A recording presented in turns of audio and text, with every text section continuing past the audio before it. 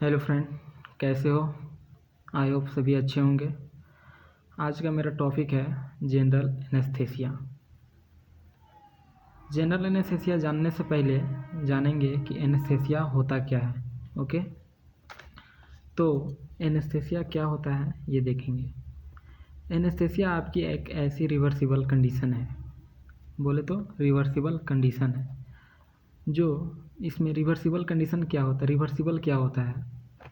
अगर कोई पर्सन को एनेस्थेसाइज कर रहे हो, अगर कोई पर्सन को एनेस्थेसाइज कर रहे हो, यानी एनेस्थेसाइज करना मीन्स सेंसेशन को चले जाना और या अनकॉन्शियसनेस हो जाना या बेहोश हो जाना। ओके, एनेस्थेसिया का ये मीन्स नहीं है कि इंसान कॉन्शियस हो।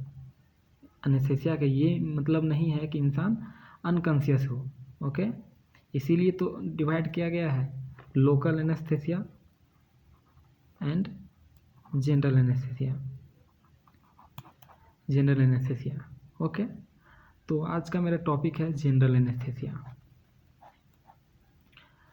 जनरल एनेस्थेसिया में थोड़ा सा अब जानेंगे हिस्ट्री। ओके, हिस्ट्री में एक वर्ड आता है एस्फिक्सिया।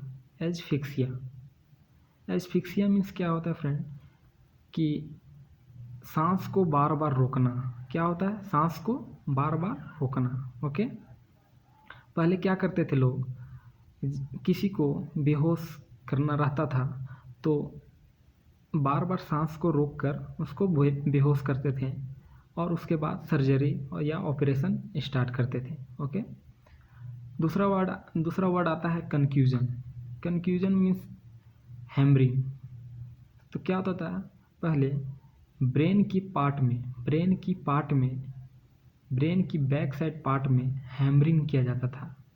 हैमरिंग मीन्स हथौड़े से मारना। हैमरिंग किया जाता था। उसके हैमरिंग के कारण वो इंसान बेहोश हो जाता था। उसके बाद सर्जरी स्टार्ट किया जाता था और ऑपरेशन स्टार्ट किया जाता था। तीसरा अल्कोहल दिया जाता था, जो कि इंसान अपना मानसिक संतुलन खो देता था। ओके, ये है हिस्ट्री के बाद थोड़ा सा बात कर ले हम कि ये साइंटिस्ट का नाम, कि ये फादर ऑफ जनरल एनेस्थेसिया किसको बोलते हैं। तो फादर ऑफ जनरल एनेस्थेसिया किसको बोलते हैं? फादर ऑफ जनरल एनेस्थेसिया है, बोलते हैं विलियम मॉर्टन। ओके, तो हो गया। अब देखते हैं इसका डिफिनेशन। ओके, इसका definition, these are those agents which produce reversible loss of all sensation and consciousness. Okay, अगर आप किसी इंसान को एनेस्थेटिक दिए, क्या किए? अगर आप किसी इंसान को एनेस्थेटिक दिए तो उसका बॉडी का पूरे मूवमेंट क्या हो जाना? लॉस हो जाना। पूरा मूवमेंट लॉस हो जाना, ख़त्म हो जाना, अनकॉन्शियसनेस हो जाना, यानी लॉस ऑफ कॉन्शियस हो जाना, उसी को बोलते हैं जनरल एनेस्थेसिया। ओके, अगर फ्रेंड इसी में अगर आपको और ऐड करनी है लाइन, अगर उसको बढ़ाकर लिखनी है तो आप लिख सकते हैं। लिख सकते हैं, it is used for major surgery like heart surgery, kidney surgery, organ replacement etc। और लाइन लिखनी होगी तो लिख सकते हैं, it works on PNS and CNS, peripheral nervous system, and CNS central nervous system, ये दोनों पे काम करती है। ओके, अब इसका फीचर्स की बात करेंगे friend. Features of general anaesthetic. Okay, abolition of all somatic and autonomic reflexes.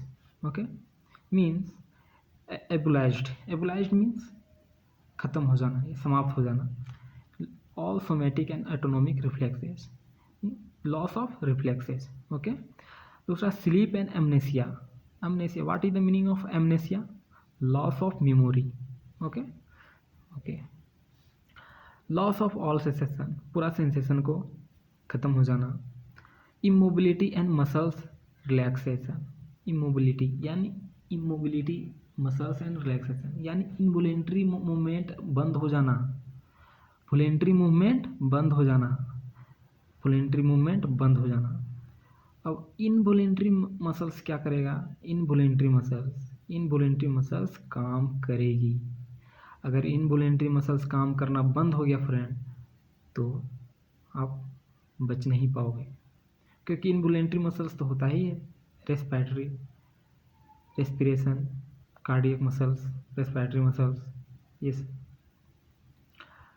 अब एक इम्पोर्टेंट लाइन है ये कि no single anaesthetic has capability to shows all these features, therefore combination of anaesthetic are used to produce balance anaesthesia.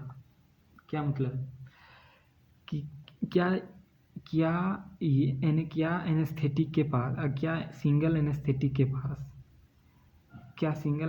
के पास capability है कि उसको ये सब फीचर्स को शो कर सके? बिल्कुल नहीं। इसीलिए हम क्या करते हैं, कॉम्बिनेशन यूज करते हैं, किस लिए? प्रोड्यूस बैलेंस एनेस्थेसिया के लिए। ओके। अब देखेंगे कि फैक्टर किसका, फैक्टर अफेक्टिंग में आता है MAC, यानी MAC what is the meaning of MAC? Minimal alveolar concentration. Okay, minimal alveolar concentration, this is minimum concentration of drug in pulmonary alveoli needed to produce immobility in response to any painful stimulant and at least 50% individual। क्या कि ये तो minimal alveolar concentration, it is generally used for inhalation anaesthetic. Okay, it is generally used for inhalation anaesthetic, क्योंकि जब आप किसी चीज़ को inhale करते हो तभी आपकी एल्वुलाई में जाती है। किसी चीज़ को आप इनहेल करते हो तभी तो आपको एल्वुलाई में जाती है। अब एल्वुलाई को आप पूछ दोगे एल्वुलाई क्या है, तो एल्वुलाई है लंग्स में जिस लेवल पे गैसियस एक्सचेंज होता है विथ ब्लड के साथ, लंग्स में जिस लेवल पे गैसियस एक्सचेंज होता है ब्लड के साथ, वही एल्वुलाई है। ओके। अब MAC इनहेलेशनल एनेस्थेटिक क्या करता है, पोटेंसी को बताता है।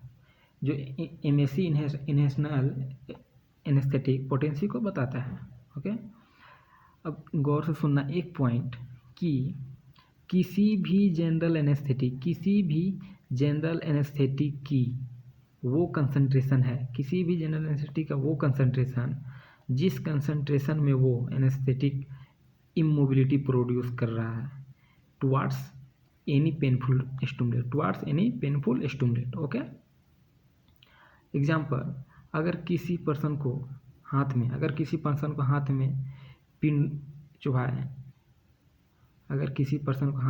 पिन चुभाएं, और पेन प्रोड्यूस किस लिए पिन चुभाएं, क्योंकि पेन प्रोड्यूस कराने के लिए पिन चुभाएं, और वो हाथ हटा नहीं रहा है, वो रिस्पॉन्स नहीं दे रहा है, इसका मतलब इमोबिलिटी प्रोड्यूस हो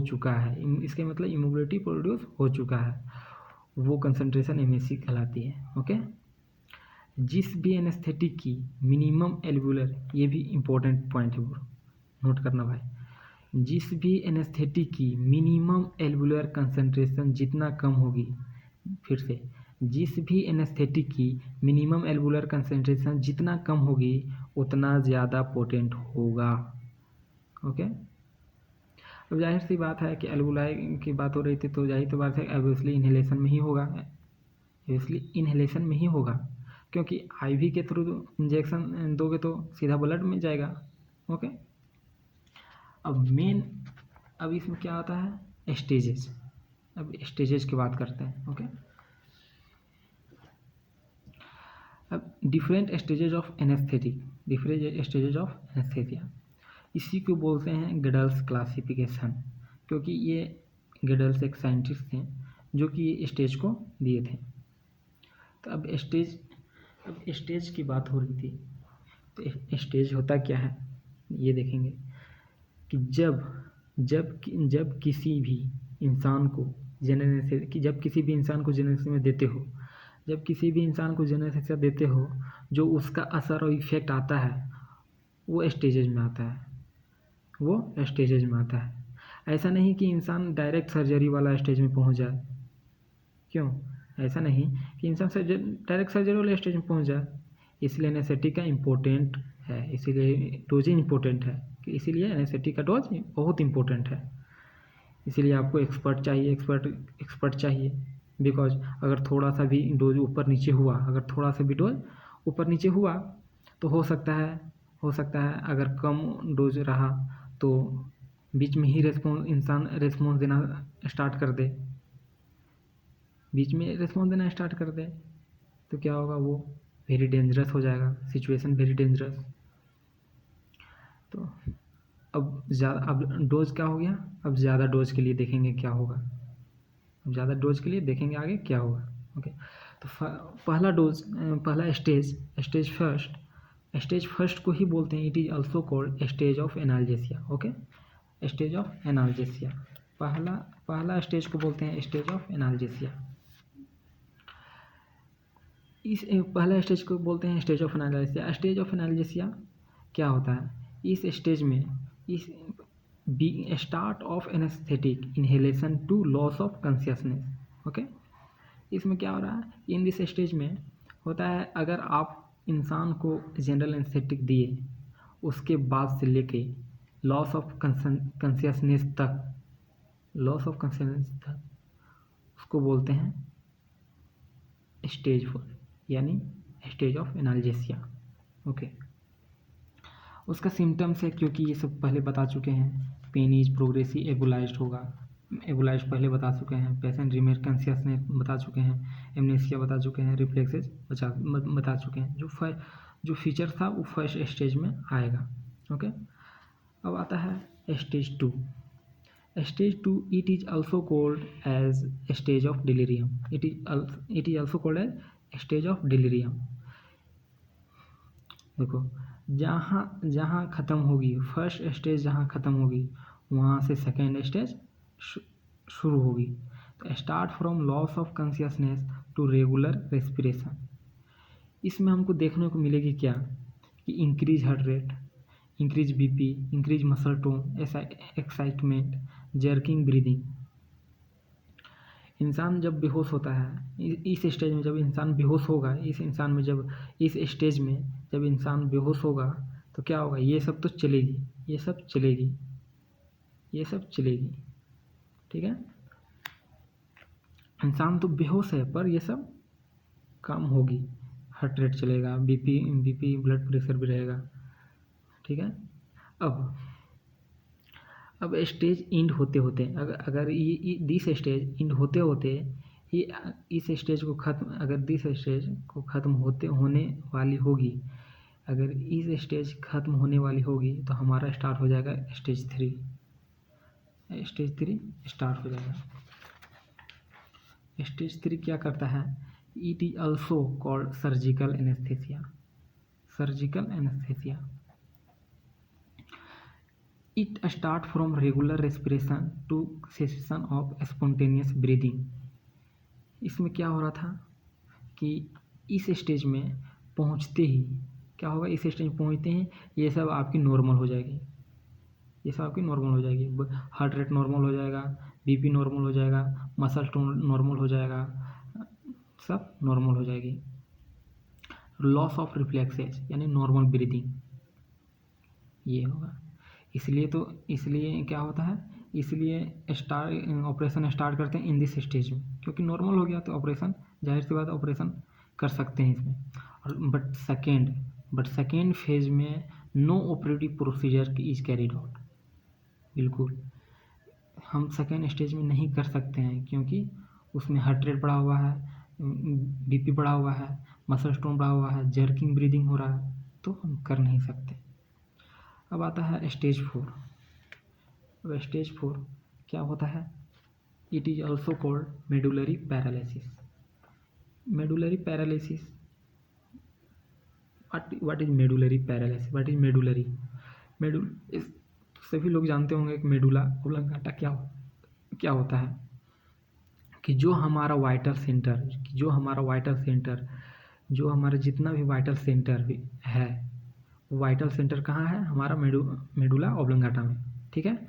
जैसे रेस्पिरेटरी सेंटर है, कार्डियोवास्कुलर सेंटर है, तो नर्व सप्लाई हमारा मेडुला ओब्लांगाटा से होता है। नर्व सप्लाई कहाँ से हो रहा है? मेडुला ओब्लांगाटा से हो रहा है, जिसकी वजह से हमारा मसल को मूवमेंट हो रहा है। अगर वहीं पे पैरालिसिस हो जाए तो क्या होगा? अगर वहीं पैरालिसिस हो जाए तो क्या होगा? हमारा रेस्पिरेटरी मसल्स काम करना बंद कर देगा, कार्डियक मस्कुलर रेस्पॉन्स देना बंद कर देगा।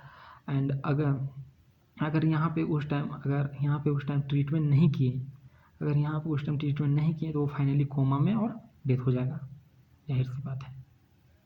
तो it start from cessation of breathing followed by coma और डेथ। ओके, तो ठीक है दोस्त। तो क्लासिफिकेशन, अब मेरा नेक्स्ट का वीडियो आएगा part 2, classification and mechanism of action. तो क्लासिफिकेशन रटना नहीं है मेरे फ्रेंड, क्योंकि क्लासिफिकेशन में एक ट्रिक बताऊंगा और पूरा उसका ड्रग याद आ जाएगा। Okay, thank you so much, love you guys.